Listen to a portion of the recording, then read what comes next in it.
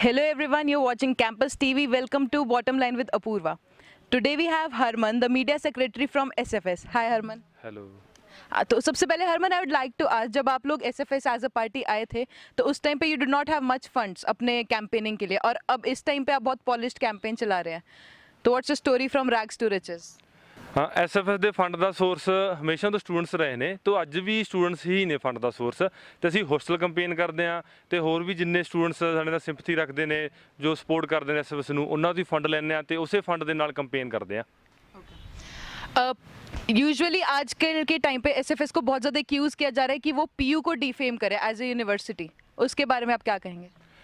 मतलब ना, जो भी जब भी किसी राइट को हम उठाते हैं, कोई भी किसी के साथ कोई ਜਦੋਂ ਧੱਕਾ ਹੁੰਦਾ ਤਾਂ ਉਹਨੂੰ ਜਦੋਂ ਆਪਾਂ ਆਵਾਜ਼ ਉਠਾਉਣੇ ਆ ਤਾਂ ਜੋ ਅਥਾਰਟੀਜ਼ ਆਵਾਜ਼ ਸਟੂਡੈਂਟਸ ਦੀ ਦੱਬ ਰਹੀਆਂ ਹੁੰਦੀਆਂ ਨੇ, ਉਹਨਾਂ ਨੂੰ ਡਿਫੇਮ ਲੱਗ ਰਿਹਾ ਹੁੰਦਾ ਕਿ ਜਦੋਂ ਲੜਕੀ ਘਰ ਦੇ ਵਿੱਚੋਂ ਨਿਕਲਦੀ ਹੈ ਬਾਹਰ ਆਪਣੇ ਰਾਈਟ ਲਈ, ਜੋ ਪੜ੍ਹਨ ਨੂੰ ਕਹਿੰਦੀ ਆ, ਤਾਂ ਉਦੋਂ ਵੀ ਉਹਦੇ ਘਰ ਵਾਲੇ ਇਹੀ ਕਹਿੰਦੇ ਨੇ ਜਾਂ ਪਹਿਲਾਂ ਇਹੀ ਕਹਿੰਦੇ ਹੁੰਦੇ ਸੀਗੇ ਕਿ ਇਹਦੇ ਨਾਲ ਘਰ ਦਾ ਜੋ ਇਮੇਜ ਆ ਉਹ ਖਰਾਬ ਹੋ ਜਾਏਗੀ। ਤਾਂ ਅੱਜ ਵੀ ਜਦੋਂ ਇੱਥੇ ਯੂਨੀਵਰਸਿਟੀ ਦੇ ਅੰਦਰ ਯੂਨੀਵਰਸਿਟੀ ਦੀਆਂ ਲੜਕੀਆਂ ਵੱਲੋਂ ਇਹ ਗੱਲ ਉਠਾਈ ਗਈ ਕਿ ਸਾਡੇ ਨਾਲ ਡਿਸਕ੍ਰਿਮੀਨੇਸ਼ਨ ਹੁੰਦਾ, ਟਾਈਮਿੰਗਸ ਨੂੰ ਲੈ ਕੇ ਡਿਸਕ੍ਰਿਮੀਨੇਸ਼ਨ ਹੁੰਦਾ, ਇੱਥੇ ਈਵਟੀਜ਼ਿੰਗ ਦੇ ਕੇਸ ਆਉਂਦੇ ਨੇ, ਤਾਂ ਉਸ ਤੋਂ ਬਾਅਦ ਜੋ ਅਥਾਰਟੀਜ਼ ਦਾ ਰਵੱਈਆ ਸੀ ਤੇ ਉਸ ਦੇ ਨਾਲ ਕੁਝ ਸਟੂਡੈਂਟ ਆਰਗੇਨਾਈਜੇਸ਼ਨਾਂ ਨੂੰ, ਜਿਨ੍ਹਾਂ ਨੂੰ ਸਟੂਡੈਂਟ ਦੇ ਨਾਲ ਖੜਨਾ ਚਾਹੀਦਾ ਸੀ, ਪਰ ਅਥਾਰਟੀ ਦੀ ਬੋਲੀ ਬੋਲਦੇ ਹੋਏ ਉਹ ਇਹਨੂੰ ਡਿਫੇਮ ਦਾ ਨਾਮ ਲੈ ਰਹੇ ਨੇ। ਪਰ ਇਹ ਫੇਮ ਆ ਸਾਡੀ ਯੂਨੀਵਰਸਿਟੀ ਲਈ ਕਿ ਇੱਥੋਂ ਦੇ ਸਟੂਡੈਂਟਸ ਆਪਣੇ ਰਾਈਟ ਲਈ ਲੜਦੇ ਨੇ। ਇਹ ਫੇਮ ਆ, ਇਹ ਕਿਸੇ ਲਈ ਡਿਫੇਮ ਹੋ ਸਕਦਾ, ਅਥਾਰਟੀ ਲਈ ਡਿਫੇਮ ਹੋ ਸਕਦਾ, ਪਰ ਸਟੂਡੈਂਟਸ ਲਈ ਫੇਮ ਆ ਕਿ ਸਟੂਡੈਂਟਸ ਆਪਣੇ ਰਾਈਟ ਲਈ ਲੜਦੇ ਨੇ। ਤੇ ਐਸਐਫਐਸ ਹਮੇਸ਼ਾ ਲੜਨ ਵਾਲਿਆਂ ਦੇ ਨਾਲ ਖੜੀ ਹੈ ਤੇ ਐਸਐਫਐਸ ਆਪ ਫੋਰ ਫਰੰਟ ਤੇ ਹੋ ਕੇ ਲੜਾਈ ਲੜਦੀ ਰਹੀ ਆ। तो आपको ये लगता है कि रिवोल्टिंग एक ओनली सोल्यूशन है, पीसफुल कुछ नहीं हो सकता? ਨਹੀਂ, ਪੀਸਫੁਲ ਤੋਂ ਹੀ ਸਾਰਾ ਕੁਝ ਸ਼ੁਰੂਆਤ ਹੁੰਦੀ ਹੈ ਤੇ ਐਸਐਫਐਸ ਦਾ ਹਮੇਸ਼ਾ ਹੀ ਜੋ ਡੋਮੀਨੇਟ ਮੋਡ ਆਫ ਪ੍ਰੋਟੈਸਟ ਰਿਹਾਗਾ ਉਹ ਪੀਸਫੁਲੀ ਰਿਹਾਗਾ। ਇਸ ਯੂਨੀਵਰਸਿਟੀ ਦੇ ਅੰਦਰ ਸਭ ਤੋਂ ਲੰਬੀਆਂ ਹੰਗਰ ਸਟ੍ਰਾਈਕਾਂ ਦਾ ਜੇ ਰਿਕਾਰਡ ਚੈੱਕ ਕਰੋ, ਉਹ ਐਸਐਫਐਸ ਦਾ ਹੈਗਾ। ਇੱਥੇ ਇੱਕ ਮਹੀਨਾ ਬਿਲਕੁਲ ਸ਼ਾਂਤੀ ਨਾਲ ਵੀਸੀ ਆਫਿਸ ਦੇ ਅੱਗੇ ਬੈਠਣ ਦਾ ਰਿਕਾਰਡ ਉਹ ਵੀ ਐਸਐਫਐਸ ਦੇ ਕੋਲ ਹੀ ਹੈ। ਤੇ ਇੱਥੇ ਪੀਸਫੁਲੀ ਗੇਟ ਬੰਦ ਕਰਨ ਦਾ ਰਿਕਾਰਡ ਵੀ ਐਸਐਫਐਸ ਕੋਲ ਹੀ ਹੈ। ਇੱਥੇ 4 ਦਿਨ ਪੀਸਫੁਲੀ ਯੂਨੀਵਰਸਿਟੀ ਬੰਦ ਕਰਨ ਦਾ ਰਿਕਾਰਡ ਵੀ ਐਸਐਫਐਸ ਕੋਲ ਹੀ ਹੈ ਇੱਥੇ। ਤਾਂ ਇਸ ਦੇ ਬਾਵਜੂਦ ਪਰ ਜੋ ਆਪਾਂ ਨੂੰ ਵਾਇਲੈਂਸ ਤੇ ਪੀਸਫੁਲ ਨੂੰ ਆਪਾਂ ਸਮਝਣਾ ਜੇ, ਤਾਂ ਜੋ ਇਸ ਵਾਰ ਹੋਇਆ, ਜੋ ਤੁਸੀਂ ਪਥਰਾਵ ਵਾਲੀ ਗੱਲ ਸ਼ਾਇਦ ਕਰਨਾ ਚਾਹੁੰਦੇ ਹੋ ਕਿ ਇਸ ਵਾਰ, ਤਾਂ ਪਿਛਲੇ 2012 ਤੋਂ ਲਗਾਤਾਰ ਐਸਐਫਐਸ ਹਰ ਪ੍ਰੋਟੈਸਟ ਨੂੰ ਫੋਰ ਫਰੰਟ ਤੇ ਹੋ ਕੇ ਲੀਡ ਕਰ ਰਹੀ ਆ। ਤਾਂ ਪਹਿਲੀ ਵਾਰੀ ਹੋਇਆ ਕਿ ਸਟੂਡੈਂਟ ਨੇ ਵਾਇਲੈਂਸ ਕੀਤੀ ਹੋਵੇ। ਇਸ ਤੋਂ ਪਹਿਲਾਂ ਹਰ ਵਾਰ ਸਟੂਡੈਂਟ ਦੇ ਨਾਲ ਵਾਇਲੈਂਸ ਹੁੰਦੀ ਆਈ ਆ। 2012 ਦਾ ਪ੍ਰੋਟੈਸਟ ਉਠਾ ਲਓ, ਮੈਸ ਡਾਈਟ ਸਟਰਗਲ, ਉਹਦੇ ਤੇ ਸਟੂਡੈਂਟ ਦੇ ਉੱਤੇ ਲਾਠੀ ਚਾਰਜ ਹੋਇਆ। 2014 ਦੇ ਉੱਤੇ 12 ਦਿਨ ਹੋ ਗਏ ਸੀ ਹੰਗਰ ਸਟ੍ਰਾਈਕ ਚੱਲਦੇ ਨੂੰ, 20 ਦਿਨ ਤੋਂ ਉੱਪਰ ਹੋ ਗਿਆ ਸੀ ਪ੍ਰੋਟੈਸਟ ਚੱਲਦੇ ਨੂੰ ਵੀਸੀ ਆਫਿਸ ਤੇ, ਉਹਦੇ ਉੱਤੇ ਸਟੂਡੈਂਟਸ ਦੇ ਉੱਪਰ ਲਾਠੀ ਚਾਰਜ ਹੋਇਆ ਤੇ ਝੂਠੀ ਐਫਆਈਆਰ ਦਰਜ ਹੋਈ, ਜੋ ਅਜੇ ਤੱਕ ਕੇਸ ਚੱਲ ਰਹੇ ਨੇ। ਉਹਦੇ ਵਿੱਚੋਂ 9 ਦੇ ਵਿੱਚ 8 ਸਟੂਡੈਂਟ ਐਸਐਫਐਸ ਦੇ ਨੇ। ਤਾਂ ਉਸ ਤੋਂ ਬਾਅਦ ਲਗਾਤਾਰ 2 ਸਾਲ ਪ੍ਰੋਟੈਸਟ ਹੋਏ ਨੇ, 14 ਦਿਨ ਦੀਆਂ ਹੰਗਰ ਸਟ੍ਰਾਈਕਾਂ ਹੋਈਆਂ ਨੇ, ਤੇ ਪਰ ਕੋਈ ਆਵਾਜ਼ ਨਹੀਂ ਸੁਣੀ ਗਈ ਸਟੂਡੈਂਟਸ ਦੀ ਕਦੇ ਵੀ। ਤਾਂ ਐਗਜ਼ਾਮੀਨੇਸ਼ਨ ਫੀ ਹਾਈਕ ਹੋਇਆ, ਉਸ ਦੇ ਵੇਲੇ ਵੀ ਪੀਸਫੁਲੀ ਗੇਟ ਰੋਕੇ ਗਏ, ਉਸ ਤੋਂ ਬਾਅਦ ਲਾਈਟਸ ਰੋਕੀਆਂ ਗਈਆਂ, ਫਿਰ ਵੀ ਫੀ ਹਾਈਕ ਵਾਪਸ ਨਹੀਂ ਹੋਈ। ਇਸ ਵਾਰ ਜੋ ਸਟੂਡੈਂਟਸ ਨੇ ਕੀਤਾ ਗਾ, ਜੋ ਪਥਰਾਵ ਵਾਪਸ ਰਿਟੈਲੀਏਟ ਕੀਤਾ, ਵਾਇਲੈਂਸ ਇਸ ਵਾਰ ਫਿਰ ਪੁਲਿਸ ਵੱਲੋਂ ਪਹਿਲਾਂ ਸ਼ੁਰੂਆਤ ਹੋਈ। ਵਾਇਲੈਂਸ ਦੀ ਸ਼ੁਰੂਆਤ ਉਦੋਂ ਹੀ ਹੋ ਜਾਂਦੀ ਆ ਜਦੋਂ ਫੀ ਹਾਈਕ ਹੋ ਜਾਂਦੀ ਆ। ਉਹ ਸਟਰਕਚਰਲ ਵਾਇਲੈਂਸ ਆ ਕਿ ਜਦੋਂ ਕਿਸੇ ਨੂੰ ਪੜ੍ਹਨ ਤੋਂ ਹੀ ਰੋਕ ਦਿੱਤਾ ਜਾਊਗਾ। ਤਾਂ ਉਸ ਦੇ ਬਾਅਦ ਫਿਜ਼ੀਕਲ ਵਾਇਲੈਂਸ ਵੀ ਅਥਾਰਟੀ ਕਰਵਾਉਂਦੀ ਹੈ ਪੁਲਿਸ ਦੇ ਥਰੂ। ਤਾਂ ਇਸ ਵਾਰ 3 ਸਾਲਾਂ ਬਾਅਦ ਸਟੂਡੈਂਟਸ ਨੇ, 4 ਸਾਲਾਂ ਬਾਅਦ ਲੰਬੇ ਪ੍ਰੋਟੈਸਟਾਂ ਵਿੱਚ ਜਦੋਂ ਦੀ ਕੋਈ ਸੁਣੀ ਨਹੀਂ ਜਾ ਰਹੀ, ਤਾਂ ਉਹ ਰਿਟੈਲੀਏਟ ਕੀਤਾ। ਤਾਂ ਉਸ ਰਿਟੈਲੀਏਸ਼ਨ ਨੂੰ ਵਾਇਲੈਂਸ ਦਾ ਨਾਮ ਦੇ ਕੇ ਉਸ ਨੂੰ ਸਟੂਡੈਂਟਸ ਮੂਵਮੈਂਟ ਨੂੰ ਡਿਫੇਮ ਕਰਨ ਦੀ ਕੋਸ਼ਿਸ਼ ਕੀਤੀ ਜਾ ਰਹੀ ਹੈ। ਤੇ ਐਸਐਫਐਸ ਹਮੇਸ਼ਾ ਸਟੂਡੈਂਟ ਦੇ ਨਾਲ ਖੜੀ ਆ ਕਿ ਸਟੂਡੈਂਟਸ ਦਾ ਫੇਮ ਆ ਕਿ ਉਹਨਾਂ ਨੇ ਇੰਨਾ ਵੱਡਾ ਫੀ ਹਾਈਕ ਵਾਪਸ ਕਰਵਾਤਾ। अच्छा, लेकिन जो स्टोन पेल्टिंग हुई थी यहाँ पे जितने भी उसमें थे वो सब यहाँ के स्टूडेंट्स थे, और उसके लिए एसएफएस को कहा गया कि उन्होंने बच्चों को उकसाया है स्टोन पेल्टिंग के लिए, और इस वजह से बहुत सारे इनोसेंट बच्चों का भी नुकसान हुआ था।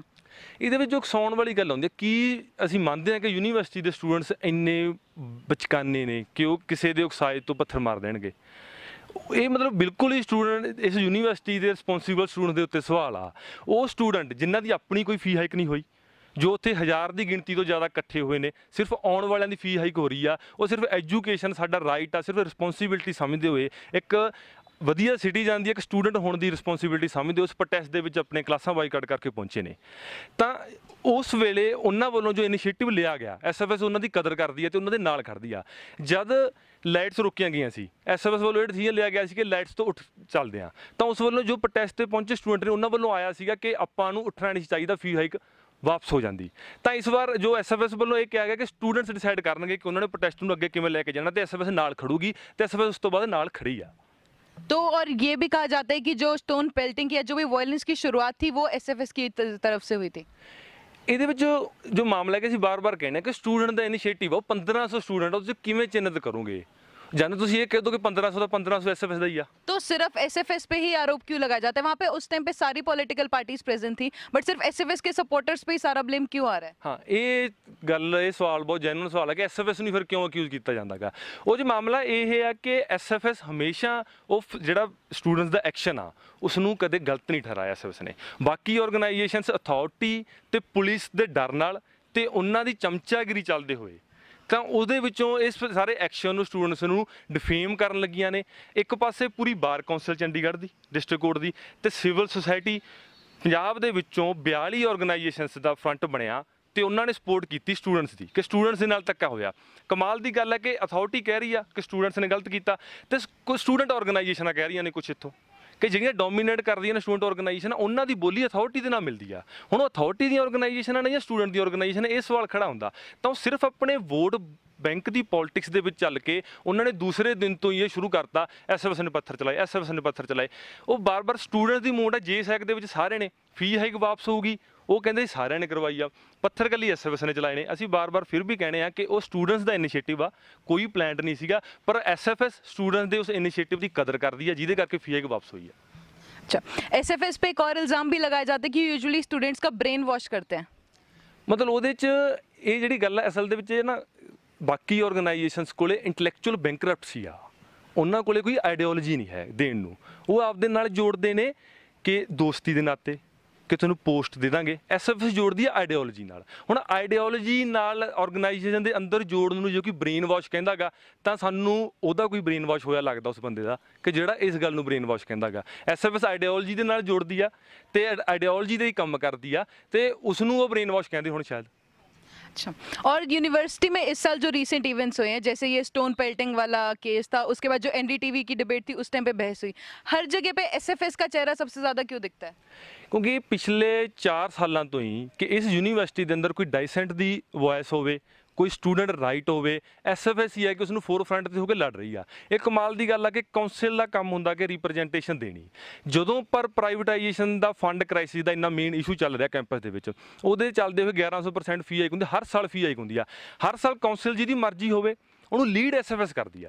ਇੱਥੇ ਇੱਕ ਆਈਡੀਓਲੋਜੀਕਲ ਗਰਾਊਂਡ ਆ, ਉਹ ਐਸਐਫਐਸ ਕੋਲੇ ਆ। ਇੱਕ ਲੜਨ ਦੀ ਸਪਿਰਿਟ ਐਸਐਫਐਸ ਕੋਲੇ ਆ। ਇੱਕ ਭਗਤ ਸਿੰਘ ਦੀ ਆਈਡੀਓਲੋਜੀ ਤੇ ਚੱਲਦੇ ਹੋਏ ਇੱਕ ਵਿਜ਼ਨ ਐਸਐਫਐਸ ਕੋਲੇ, ਜਿਹਦੇ ਤੇ ਉਹ ਲਗਾਤਾਰ ਇੱਕ ਕੰਸਿਸਟੈਂਟਲੀ ਐਸਐਫਐਸ ਨੇ ਸਟਰਗਲ ਬਿਲਡ ਕੀਤੀ ਆ ਤੇ ਸਫਲਤਾ ਵੀ ਹਾਸਲ ਕੀਤੀ ਆ।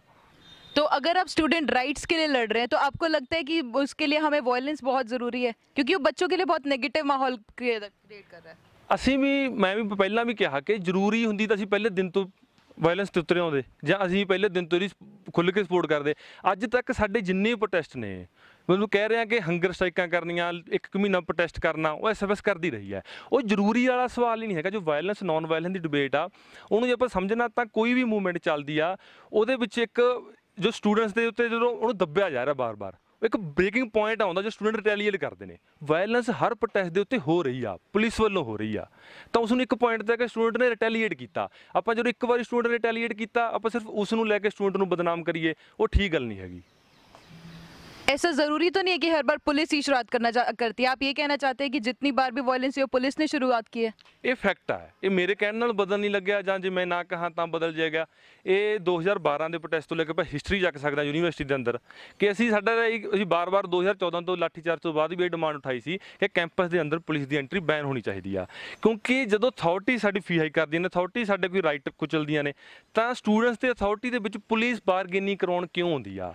ਇੱਥੇ ਜਦੋਂ ਅਸੀਂ ਵਾਈਸ ਚਾਂਸਲਰ ਨੂੰ ਮਿਲਣਾ ਹੋਵੇ, ਵਿੱਚ ਵਿਚਾਲੇ ਐਸਆਈ ਕੀ ਕਰ ਰਿਹਾ ਹੁੰਦਾ, ਡੀਐਸਪੀ ਕੀ ਕਰ ਰਿਹਾ ਹੁੰਦਾ ਗਾ, ਤਾਂ ਲਾਅ ਐਂਡ ਆਰਡਰ ਦੇ ਨਾਂ ਤੇ ਅਸਲ 'ਚ ਇੰਡੀਆ ਦੀ ਤਰਾਸਦੀ ਆ ਕਿ ਇੱਥੇ ਹਰ ਡੈਮੋਕ੍ਰੈਟਿਕ ਰਾਈਟ ਨੂੰ ਲਾਅ ਐਂਡ ਆਰਡਰ ਦੇ ਨਾਂ ਤੇ ਦਬਾ ਦਿੱਤਾ ਜਾਂਦਾ ਹੈ। तो ऐसा भी तो हो सकता है कि वायलेंस के करके पुलिस को पहले ही बुला के रखते हो?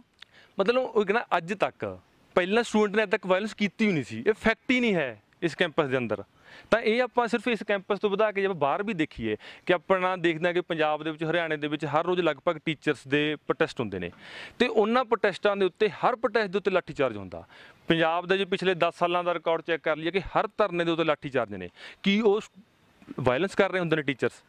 ਕਿ ਉਹ ਜੋ ਕੋਈ ਵੀ ਬੇਰੁਜ਼ਗਾਰ ਕੋਈ ਯੂਨੀਅਨ ਹੈ ਕੋਈ ਉਹ ਆਪਣੇ ਰੁਜ਼ਗਾਰ ਲਈ ਲੜ ਰਿਹਾ ਗਾ, ਹਰ ਤੇ ਲਾਠੀ ਚਾਰਜ ਹੋ ਰਿਹਾ। ਤਾਂ ਪੁਲਿਸ ਐਡਮਿਨਿਸਟ੍ਰੇਸ਼ਨ ਦਾ ਜਿਹੜਾ ਕਰੈਕਟਰ ਆ ਇਹਨੂੰ ਸਮਝਣ ਦੀ ਲੋੜ ਆ ਕਿ police administration law and order ਦੇ ਨਾਂ ਤੇ ਜਿਹੜੀ ਪੀਪਲਸ ਦੀ ਮੂਵਮੈਂਟ ਆ ਉਹਨੂੰ ਦਬਾਉਣ ਦਾ ਕੰਮ ਕਰਦਾ।